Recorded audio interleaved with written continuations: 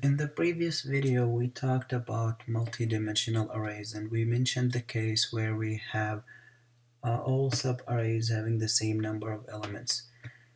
Now this will result in a uniform table, but there is another case where we'll have some subarrays having different number of elements, and this is what we call a ragged array.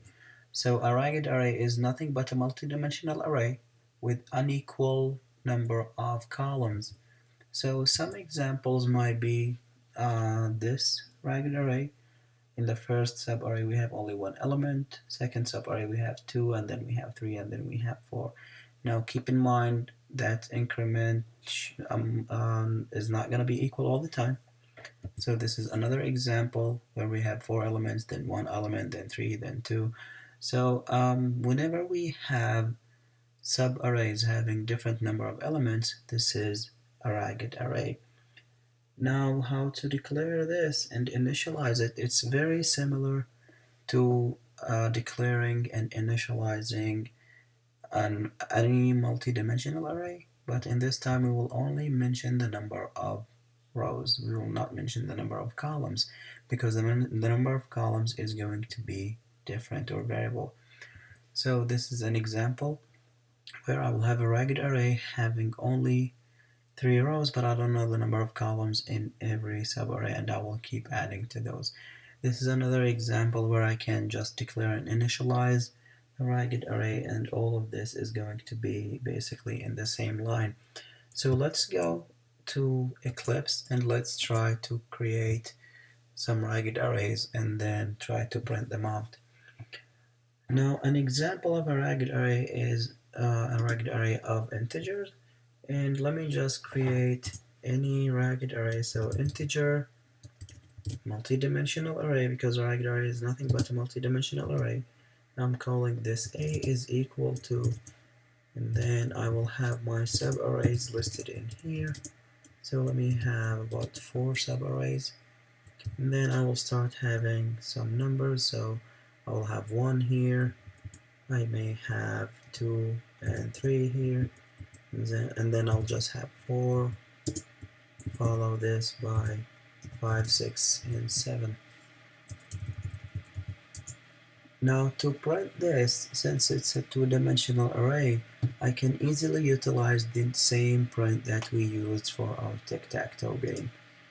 So I will just copy paste it in here, and then this is nothing but an integer as our input, and I will just call the print function or method on my array that I just declared.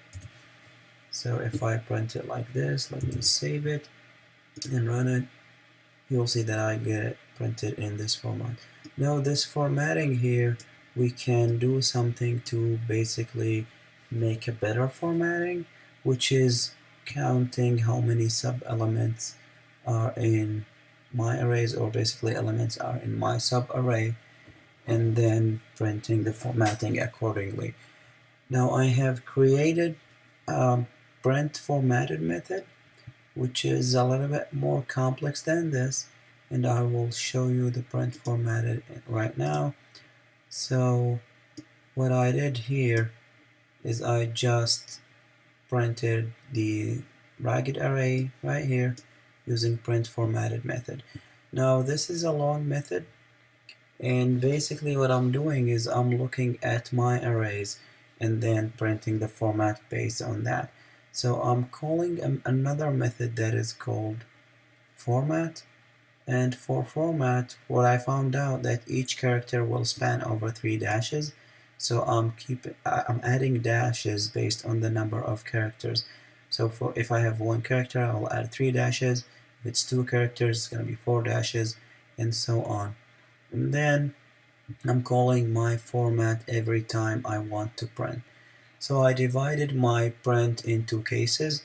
If I'm printing the last subarray, I'm just printing the dashes based on the number of elements I have in there. If I have at least 1 more subarray, then I'll check if the next subarray is longer. I will print the number of the longer one. If it's not longer, then I'll print the number of dashes based on the current array I'm working with. If I'm in the last subarray and it's longer than the current one, then basically I will print the longer one. And at any time the previous array is longer, I will also print the longer one. And this is just to print the number based on the number of elements that I have in all other cases. And this is going to be a formatted print. So this is the way if you want to print something formatted.